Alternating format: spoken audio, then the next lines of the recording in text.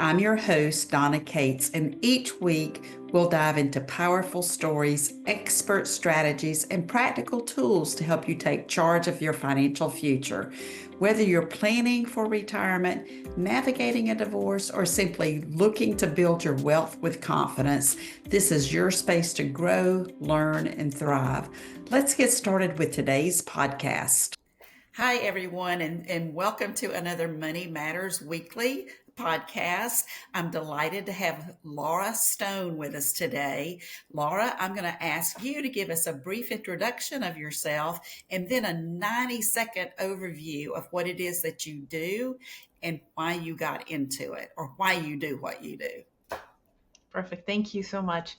So I do leadership development and strategic planning for executives and high potentials. And my main focus is helping particularly high potentials right now increase their strategic impact and actually save over 20% of their time so that they can live and have the careers that they desire. And how I got into this was I actually was tapped on the shoulder when I was 16. I can't believe I'm saying this. When I was 16 for a youth leadership program that helped leaders understand it was more important about how you think than what you think. And it got me hooked to understanding the main question that has followed me through my entire career is what makes a great leader great. And so now I focus on the three main things that I think what differentiates and what I know in the research that differentiates high performers from average performers. One of them is about performance of their purpose, both individual and team. The second is about something called self-leadment, which is a word I made up because no one else did it. Couldn't find it, and it's about self is for self-awareness, lead for leadership development, and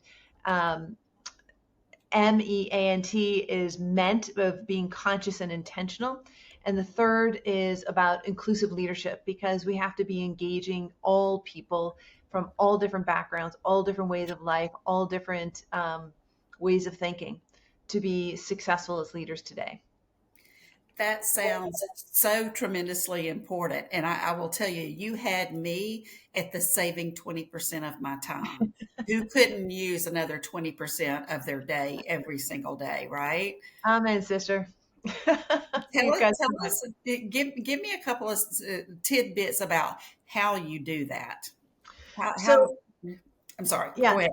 it's all good. So the way that we use our brains, and I really mean this in terms of how conscious and intentional we are about where we spend our time and what we think about, is absolutely essential to enabling us to perform at our best.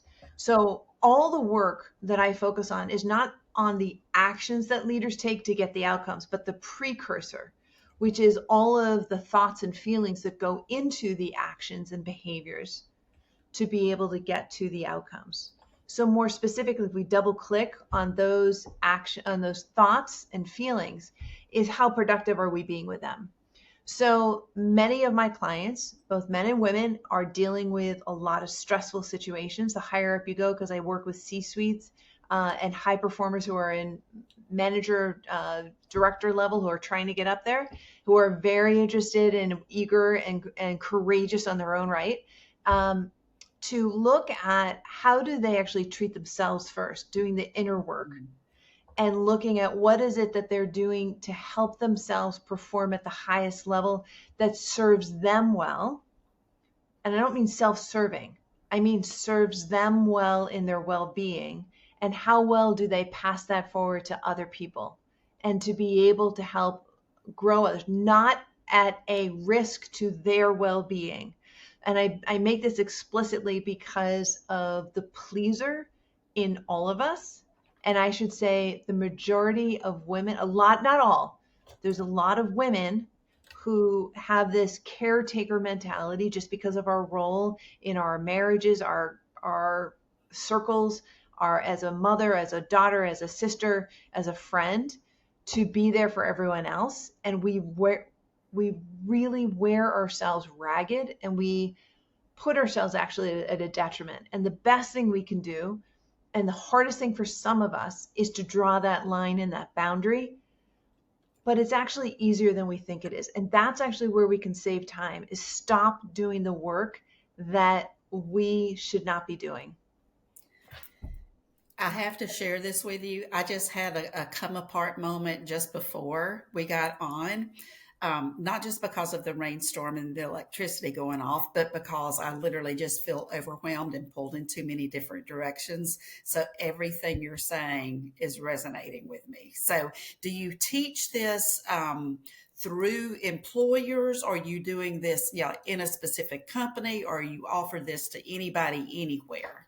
Yeah, thank you for asking that because it's so important. People are in such need of this, and we're getting great results right now with regard to a program that we're just launched. So I do it in three different ways. Work with C-suite executives and working with Fortune 500 companies. I've been doing this for 30 years, and I've taught at like Harvard Business School and done a lot of work in different companies from Dannon to IBM to CVS to TJX.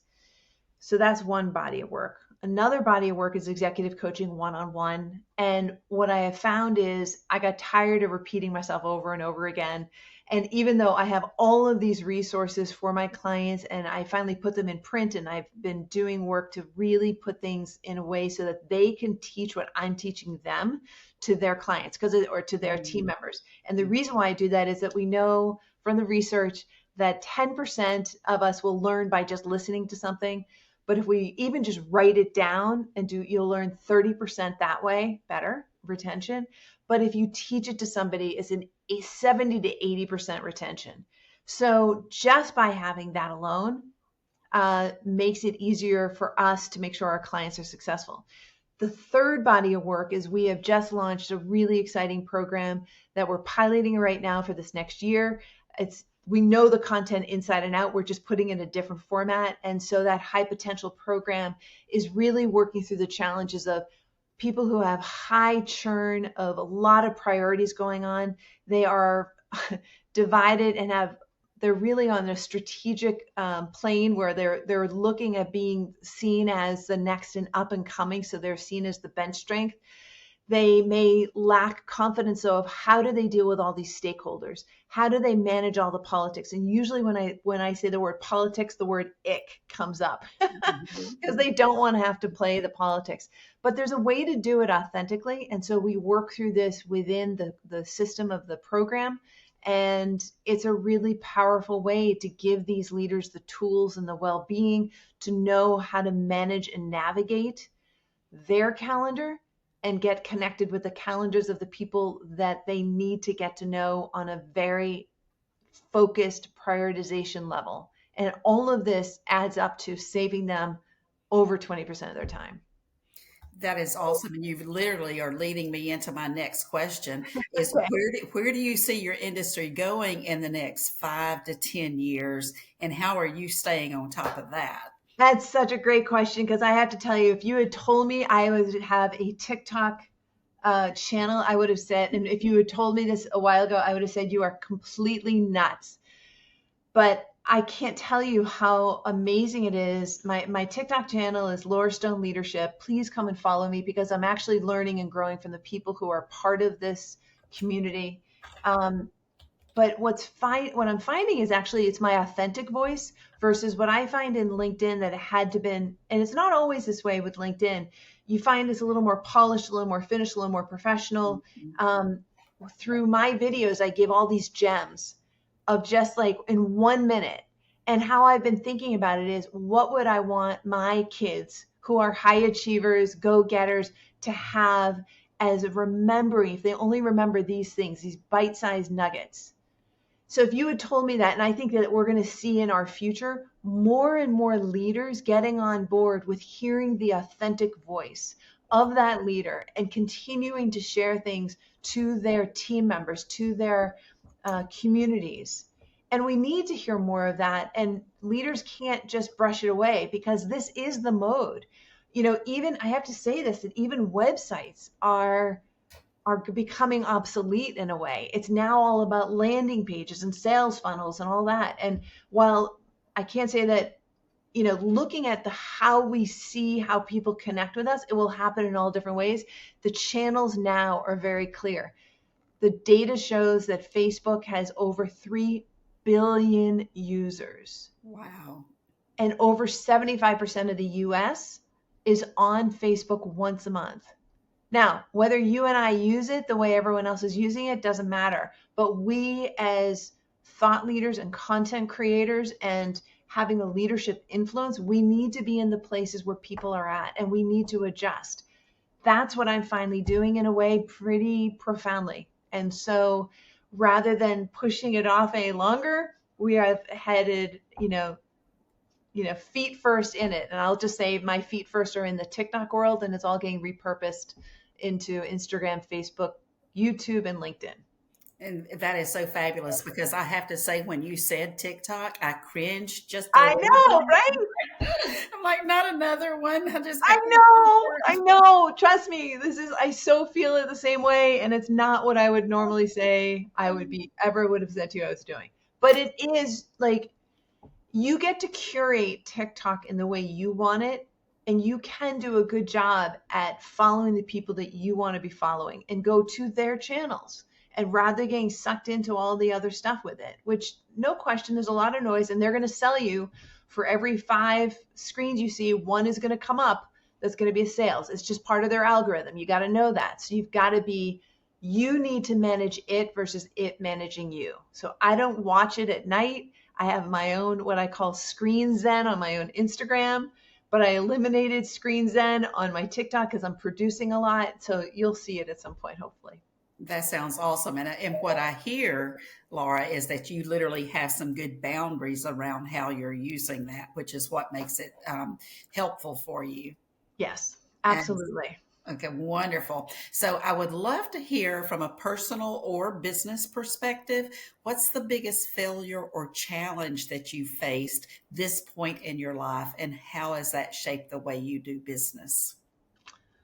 Oh my goodness gracious. All right. I think the number one challenge I have had, and I'll be honest, like I still have this challenge. I've gotten much better, but I have a feeling this audience is going to be very much attuned to this, is not giving myself the credit and or the space to celebrate when there has been progress and give myself the grace to allow myself to really own it.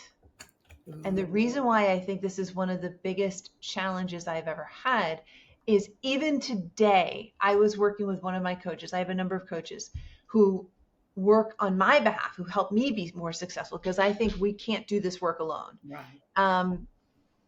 Caught me in this little tiny moment of noticing when I was being a little bit down on myself. And I was like, and I'm the one who coaches executives on do not say anything. You do not need to apologize.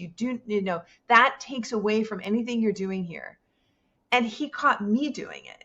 And I was really surprised that I still, like, it just put it right front and center. And I still am working on it. It's a journey. We're all on it. Well, and I love the fact that you acknowledge that you are human, and Yes. it is a process, and every now and then we have to reel ourselves back in, but you're aware of it, and that's a huge thing, right? It is. Okay, awesome. It is.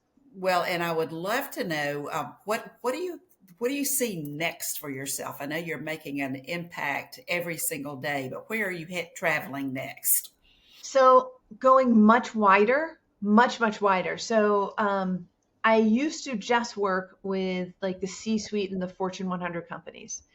And what I realize is that they are only going to, while they have a lot of influence, it's really the people who are on the ground working for them that are the ones that are going to be making the biggest difference in concert with the senior leadership. So I don't think it's never been an either or. But now, because of the way technology is and what we have for social platforms, I can have a much wider impact. And so my goal is in the coming years is to be reaching millions of people. And the good news is we're on track, we're doing it. And it's because people are finding that it's an authentic message that I have, and that I'm not trying to BS anybody, and I'm not selling anybody on anything in the TikToks. It's really just about giving value. And if people want more, they can go to my link in the bio, and they can come in for a call, and then we will go from there. But the real thing I'm finding now is learning in a different way, that while even though at COVID hours that, in those, that's still with us in terms of so much screen time, there's still a lot of value for the learning to happen and to be doing it in person. I don't think it's an either or. And giving people the opportunity to be in community on their own without me there. But we have this great space that we're putting together, and people can learn more about it on our Facebook page and all that. But that's where I see the future going, is really meeting people where they're at, needing to be flexible, needing for them to be able to just do it on their phones. They don't have to do it on a big screen. It's got to work for them, and in just in time minutes, not hours or days. I used to teach work that was a week to 2 weeks on site at different clients. I don't see that as much anymore. It's a very different world. It's So I think very we have to adapt fluid. to it. Right, absolutely. Well, and I think that being fluid and being able to adapt is 90% of the battle. So it sounds like you're doing that. I'm going to flip the switch a little bit here and ask you Yeah. this. If you could have lunch with one person, living or deceased, who would it be and why? Just one. Ah. You can give Well, us two or three if you like. okay. So I would love to have lunch with um, Kamala Harris right now, just because I just want to. Obviously, I'm giving my view politically. Um, I just think she's a bright woman, and I'm just curious about her and her background, what makes her tick, and sort of what's going on in the inner workings, not what's out on the front Right. pages. Um, there's a woman in history, Golda Meir, who was a former prime minister of Israel way before Netanyahu. And I don't, I know somewhat of what she was about, but there's so many quotes and things that I've read about her that I would love to have a deep dive lunch with her if I could. Um, oh, this is such a good question. There's so many other people. Like there's people who have won, Nobel prizes and things like that. And right now my mind is going completely blank, and I might come back to you and say, "Oh, I've got one more person," but I'm going to pause right there. Got it. I totally appreciate that. And I will agree with you that we only know a little bit of what we see in the media, and to be able to do that deep dive with that individual is Yeah. so empowering. Yeah. Awesome. Well, I know you've made reference to your social media sites and website and all. Tell us specifically how people can reach out to you, learn more about what you're doing, and contact you if they would like to work with you. Yeah, thank you. I think the best way for people to learn about me without even like being in touch with me directly so that you can get a flavor is, believe it or not, TikTok. Yes, I know this is kind of crazy. And it's at Laura Stone Leadership. And that would be the best way, because I have the most stuff there. You can go through all of them. There are literally just tons of resources in there. I am still obviously on LinkedIn. You can find me there. Um, and same thing with Instagram. It's just Laura Stone Inc. My website is very easy, laurastone.com. We try to make this really easy. But I do think that the best way, that if you're interested in that you're a high performing leader and you really are struggling with how you balance all the spinning plates, how you want to have a more strategic impact, if you're not sure if you even want to go up the ladder, this is something that we have of people in our cohort here in the academy that is all about trying to figure this out and doing this leadership work on their terms. And I would just say that don't be alone in this journey, and get support and be able to do it in a way that helps you make really good decisions, because that's the number one thing about being a leader, is making great decisions. And the first one is you've got to make it for yourself. I have to applaud you on all of that. That was awesome. I hope today's conversation left you feeling inspired, informed, and ready to take the next step in your financial journey. Remember, building wealth isn't just about money, it's also about creating a life that aligns with your goals and values. If you found this episode valuable, please subscribe, leave a review, and share it with the women in your life who deserve financial empowerment too. Until next time, stay confident, stay empowered, and keep building the life you desire.